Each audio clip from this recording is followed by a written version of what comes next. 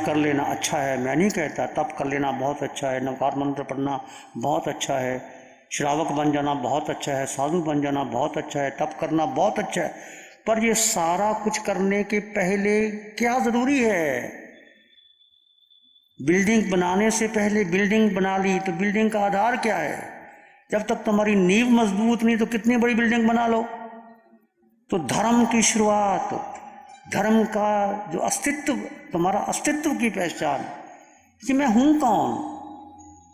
जो कुछ हम कर रहे हैं जिंदगी भर में, मैंने भी किया और आपने किया, एक व्यक्तित्व का पोषण किया। हम साधु बन गए, साधु बन करके अपना झंडा फैला रहे हैं, मेरा नाम अच्छा हो जाए, मुझे पद मिल जाए, मेरा प्रतिमाशा अच्छा हो जाए, मेरे भक्त बन जाएं।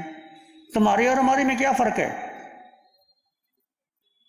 यदि यही करना है साधु बन के भी, आप देखो कितने भी तुम्हें गुरु मिल रहे हैं, चाहे वो क्रिया पात्र मिल रहे हैं, बड़े बड़े क्रिया पात्र गुरु मिल रहे हैं, यदि एक दूसरे को नीचा दिखाने की कोशिश कर रहे हैं तो अस्तित्व का बोध क्या हुआ? भगवान ने कहा सब आत्माएं समान हैं। आपने योग निद्रा देखी, नरक के नीरी में भी वही आत्मा, पशु पक्षी में भी वही आत्मा, देवों में भी वही आत्मा, मुझ में भी वही आत्मा, तुम में भी आत्मा। कितनी करुणा कर रहे हैं प्रभु, और हमारी करुणा कहाँ जा रही है? जब तक ये अस्तित्व का बोध ही नहीं, डिफरेंस क्रिएट कर रहे हैं हम लोग, ये छोटा, ये बड़ा, ये मेरा, ये तेरा, ये मेरा बेटा, ये मेरी बेटी, ये मेरा घर, ये तेरा घर, ये मेरी परंपरा, ये तेरी कल्पना, कितना कुछ कर लो, मास मास का मन कर लो, मोक्ष नहीं होगा। देवलोक में चले जाओगे फिर वापस लौटोगे। ऐसा मैंने और आपने बहुत बार किया है। इसलिए ये साधना बड़ी कठिन है और बड़ी सरल भी है। यदि आपको समझ में आ गया कि मुझे अपने अस्तित्व यानी आत्मा में सब कुछ समाया है। जैसे कि हीरा ले लो, कोहिनूर हीरा, उसको लेने के बाद आपको कुछ करने की जरूरत नहीं, बहुत काफी है। एक एग्जाम्पल कह रहा हूं, बहुत एग्जाम्पल है ये। हीरा भी तो नष्ट हो जाएगा, जब श्वास टूटेगी तो हीरा भी तो नहीं रहेगा हमारे पास। पर आत्मा हीरों और कोहिनूर से बढ़ करके है। इस आत्मा की शक्ति को हम गवा रहे हैं, किस में? मोह माया के जाल में। जैसे हीरे को हम बाजार में ला करके क्या करें, पाव भाजी खरीद लें, फलों की टोकरी ले लें और हीरा बेच दें, लोग क्या कहेंगे? हीरे की कीमत कोई फल की टोकरी लेने में है? ये मानव का जीवन गंवाने के लिए अपने अस्तित्व का बोध कैसे? अब तो बोध मिल गया, फिर भी हम रुचि नहीं जागी। रुचि जागी तो श्रद्धा नहीं हुई, श्रद्धा हुई तो पुरुषार्थ नहीं किया। पुरुषार्थ करने का समय आया तो मन बेचैन हो गया, शरीर सुकुमारता की तरफ बढ़ने लग गया, पराक्रम नहीं कर पाए, यहीं अटक जाते हैं। ये अस्तित्व का बोध पहली बार नहीं, पहले भी हुआ होगा। फिर संसार में मिथ्यात्व बढ़ गया, फिर मिथ्यात्व में चले गए, फिर मिथ्यात्व में चले गए। यदि आपको रुचि है कि मुझे आत्म तत्व का बोध प्राप्त हो गया, अस्तित्व की जानकारी हो गई, तो जानकारी से नहीं होगा। उस अस्तित्व को जानना, जानने के बाद उसमें रुचि लेना, रुचि करके उसमें रमन करना, और रमन करने के बाद जितना तुम रमन करोगे देह को कष्ट निश्चित होगा। सभी तीर्थंकर भगवंतों को कष्ट नहीं हुआ क्या? क्या भगवान महावीर को कष्ट से बिना केवल ज्ञान हो गया? भगवान पार्श्वनाथ को बिना कष्ट से केवल ज्ञान हो गया? घस्सकुमाल को बिना कष्ट से केवल ज्ञान हो गया? कितने भी तीर्थंकर भगवान हुए, अर्जुन माली को केवल ज्ञान ऐसे ही हो गया। 6 महीने की साधु वृत्ति, और किसने कहा पत्थर मारो, किसी ने कुछ मारा, किसी ने कुछ मारा, और अर्जुन माली उसी गांव बाहर नहीं गया। और भिक्षा में कोई पानी मिलता है, कोई पत्थर मारता है, कुछ करता है, शांत रहते हैं, ठीक है मेरा अपना कर्म है, भुगतान करने दो, हो गया भुगतान। आत्म रमन, आत्म चिंतन, आत्म निरीक्षण शब्द नहीं है, ये तुम्हारा अस्तित्व है, उस पर श्रद्धा करो। इसलिए भगवान कहते हैं श्रद्धा परमदुल्ला, स्वयं पर श्रद्धा, स्वयं में रमन, स्वयं की स्थिति। इसलिए जब वाणी आई तो गहराई से सुनो, कौशक है कि कुछ भी हो जाए, मन बहुत विचार आएंगे, बुद्धि कहेगी हटाओ आसन, क्या हो रहा है, छोड़ो ना, बहुत कुछ हो गया। बुद्धि अलग परेशान करेगी, मन करेगा, विचार करेंगी, इंद्रियों का और दबदबा होगा। पर आप दृढ़ता से स्वयं में स्थित होते रहें और आप जीत जाओगे। जब कौशक करो, कठिन है, काया का अवसर कर देना, जीते जी काया का अवसर करना, सारे संबंधों का विच्छेद कर देना, अपने स्वभाव में स्थित हो जाना। ये ध्यान और कौशक है, अपने स्वभाव में स्थित हो जाना। स्वभाव तुम्हारा क्या है? दृष्टा भाव, ज्ञाता भाव। ज्ञाता दृष्टा आत्मा का निज गुण है, इसमें बार बार पुरुषार्थ। और ये आपको आ जाए, सारे घर के झगड़े खत्म हो जाएंगे। घर में तनाव है, बेचैनी है, पीड़ा है, दुख है, पति पत्नी की बनती नहीं, माता पिता की, भाई बहन की, जितना है झगड़े क्यों होते हैं? वो कहता है मैं ठीक, वो कहती मैं ठीक, वो कहती मैंने ऐसे कर दिया, तुमने कहा तुमने ऐसे कर दिया। तो भाई जो है ठीक है, दृष्टा भाव में रहो। कोई माने ना माने तुम्हारी मर्जी, अपना पीठ कर लो, घर से मुंह इधर कर लो, खुशी हो, सुखी हो जाओगे। घर में थे समय कर ली, यहाँ भी किया, ये कर लिया। धर्म क्रिया करने के बाद हमने आपको धार्मिक मान लिया, और धार्मिक करने के लिए देह और आत्मा की भिन्नता का एहसास ही नहीं किया, और धर्म क्रिया नहीं पाल रहे। हम यहाँ धर्म की क्रिया नहीं कर रहे, धर्म में जीने का पुरुषार्थ कर रहे हैं।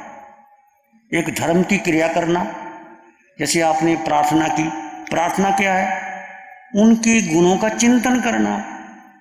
ये भगवान ऐसे थे, सिद्ध भगवान ऐसे थे, उनके गुणों का चिंतन करना। चिंतन नहीं करना प्रभु मैं भगवान कैसे बनूं, मैं केवली कैसे बनूं, मैं सिद्ध भगवान कैसे बनूं। वो सिद्ध बनने के लिए, धर्मवान होने के लिए स्वयं का पुरुषार्थ करना। अब हमने अरिहंतों के गीत नहीं गाने, हमने अरिहंत बनना है, हमने सिद्ध बनना है, हमें महावीर बनना है।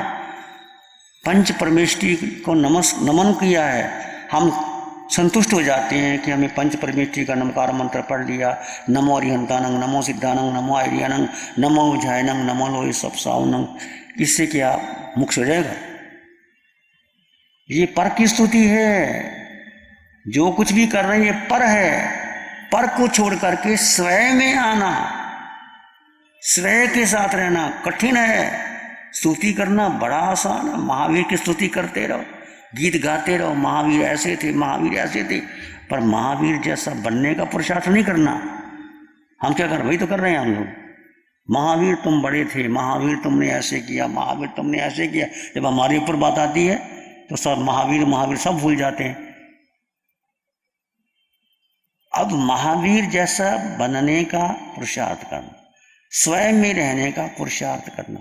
ये साधना केवल 4 दिन की नहीं है, ये साधना 24 घंटे की है। जैसे योग निद्रा में आपने देखा, ऐसे योग निद्रा में रहना है।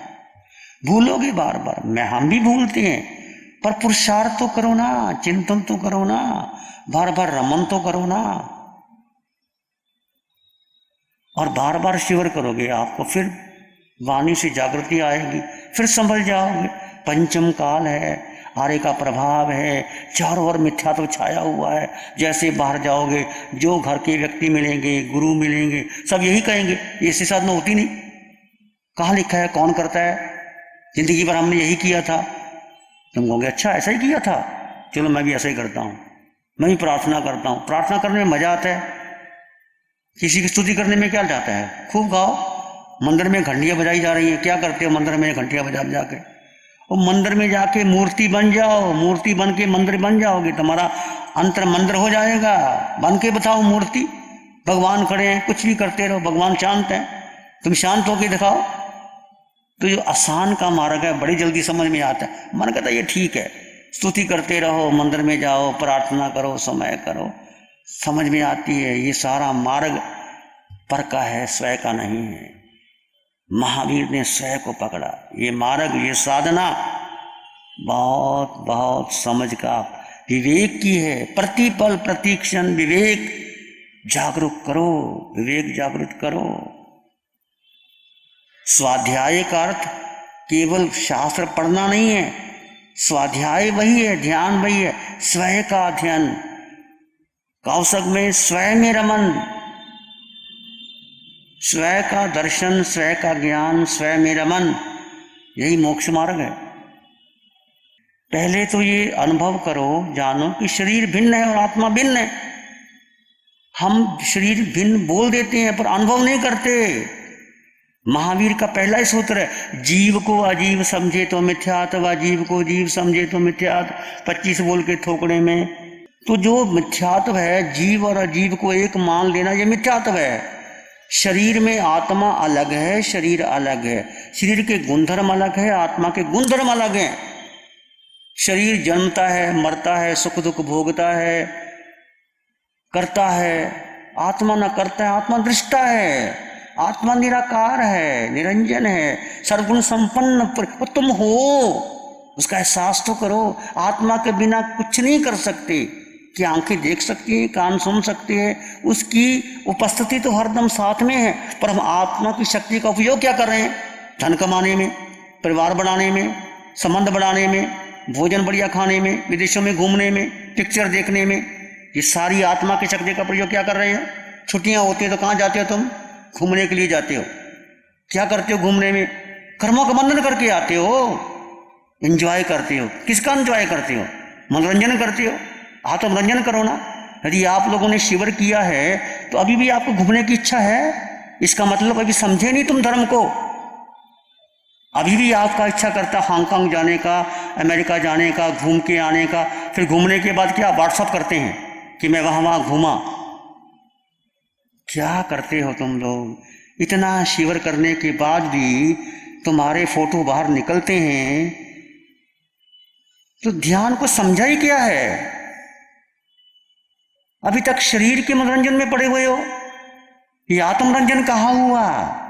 कहीं जाने, छुट्टियां आ गई तो हमारे पास आ जाओ, बच्चों को लेके आ जाओ। इतनी बड़ी जगह सब भर देंगे हाल। छुट्टियां आ गई तो घूमने जाएंगे, फिर विदेशों में जाएगा घूमने के लिए। और कितने कर्मों का बंधन करते हो घूमने में, विचार तो करो। प्यारी गुरुवाणी है, बड़ी ही सुहानी है। आंखें बंद, मन वचन काया शांत, शरीर शांत, विचार शांत, सृष्टि शांत, वातावरण शांत, हर दिशा हर किनारा शांत शांत शांत। सिर के सिरे से पांव के अंगूठे तक अपने भीतर शुद्ध चेतना का एहसास कीजिए। तुम केवल आत्मा हो, तुम केवल केवल आत्मा हो।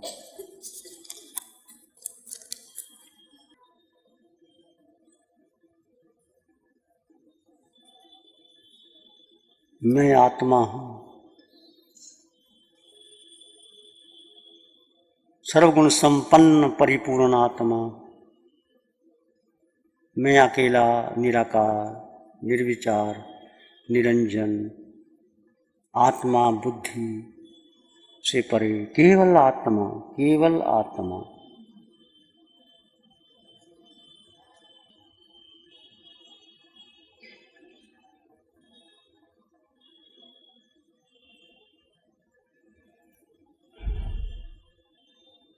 मैं आत्मा हूं,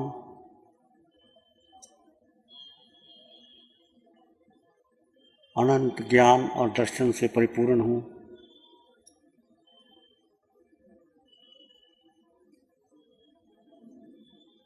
मेरा स्वभाव मात्र दृष्टा है, तीनों लोगों को जानने और देखने का। मेरा स्वभाव सिद्धों जैसी अवस्था मेरे भीतर है। अपने देह बुद्धि को तोड़ते चले जाइए, आत्मा में रमन कीजिए। सारे संकल्प विकल्प को तोड़ दें।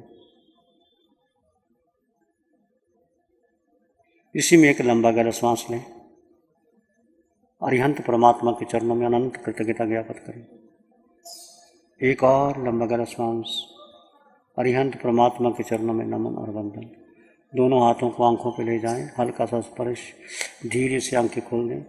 नमो अरिहंतानंग, नमो सिद्धानंग, नमो आर्यानंग, नमो उज्जैनंग, नमो लोय सत्सावनंग, धम्मो मंगल मुकिटम अहिंस संयमो तबो देवावित्तं नमं शांति जसधम में श्यामन। श्री चत्तारी मंगलम, अरहंता मंगलम, सिद्धा मंगलम, साहू मंगलम, केवली पानत्तो धम्मो मंगलम। चत्तारी लोग उत्तम, अरहंता लोग उत्तम, सिद्धा लोग उत्तम, साहू लोग उत्तम, केवली पानत्तो धम्मो लोग उत्तम। चत्तारी शरणं पवज्जामि, अरहंते शरणं पवज्जामि, सिद्धे शरणं पवज्जामि, साहू शरणं पवज्जामि, केवली पानत्तं धम्मं शरणं पवज्जामि। चारे शरण दुख हरण जगत में, और न शरण कोई होगा। जो भव्य प्राणी करे आराधन, उसका अजर अमर पद होगा। उसका सदा ही मंगल हो।